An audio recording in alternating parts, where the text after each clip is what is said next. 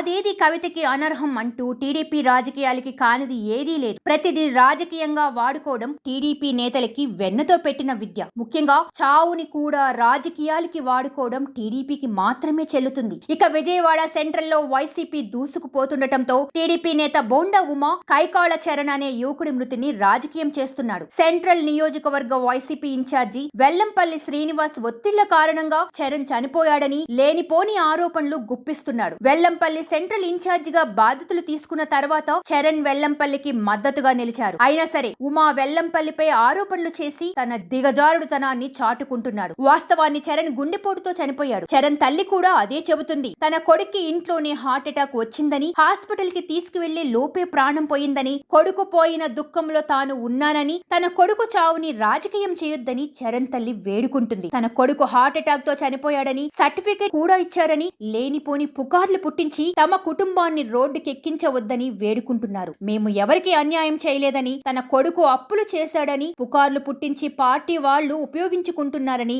మేము కొడుకు పోయే దుఃఖంలో ఉంటే వెల్లంపల్లి వచ్చి ఆదరించారని, ఆయన మీద ఎందుకు నిబంధనలు వేస్తున్నారు అంటూ ఆమె ప్రశ్నించారు. గతంలో విష్ణు కోసం పనిచేసిన తన కొడుకు ఇప్పుడు వెల్లంపల్లి కోసం పనిచేస్తున్నాడని చరణ్ తల్లి చెప్పుకొచ్చింది. ఆయనకి మాకు ఏ గొడవలు లేవని, ఆయన చాలా మంచి వ్యక్తి అని, దయచేసి ఇలాంటి పుకార్లు పుట్టించవద్దని ఆమె వేడుకున్నారు. మరి టీడీపీ నేతలు ఇప్పటికైనా శవ రాజకీయాల్ని వీడి ప్రజాక్షేత్రంలో నేరుగా ఎదుర్కొనే ధైర్యం చేస్తారేమో చూడాలి.